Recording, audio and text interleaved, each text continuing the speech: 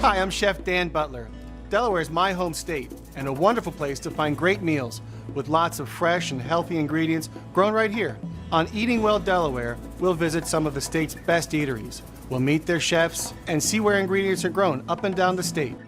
Farm to table, bay to table, Delaware has it all. So let's roll and let's eat.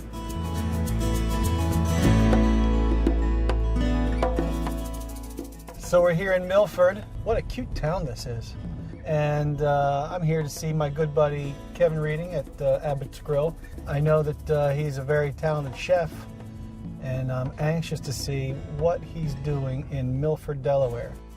Kevin Reading from Abbott's Grill in Milford. Thanks for having us. Hey, my pleasure. Thanks for asking me. Tell us about how you got to where you are today in the restaurant business. Well, it goes back about 40 years, actually. You know, I've been started at age 12. And It can't be. You're 35 years well, old. I like to think a lot of basketball keeps me that way. But once I got into culinary school, it just opened my mind to all the possibilities, and that kind of led me to where we more or less met about 20 years ago, where I opened the first restaurant in Wilmington. I know our paths crossed in Wilmington, and I know that you've been many points between. How did you wind up in Milford?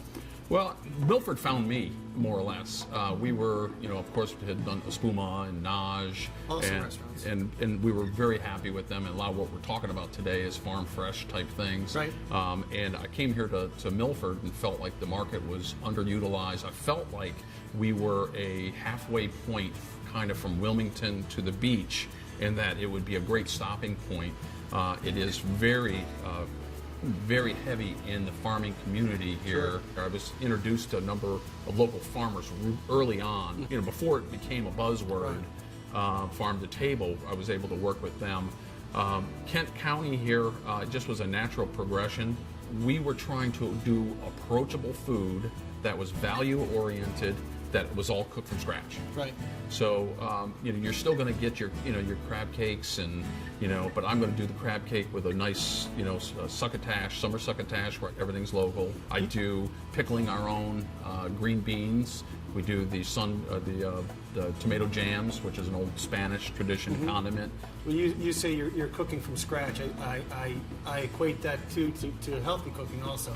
Yeah. Is that something that you're finding with your customers? It's huge right now.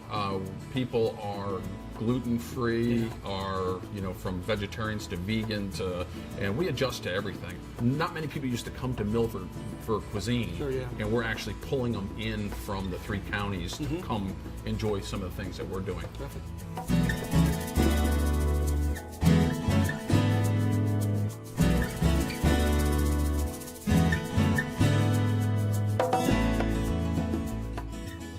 Kevin, tell us what you're going to make today. We're going to do a crab cake dish, and we're going to do a calamari dish.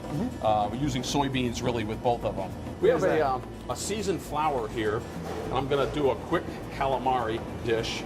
I have strained off my calamari. I'm going to toss this a little bit. This is both the rings and tentacles. We buy it fresh, cut it ourselves.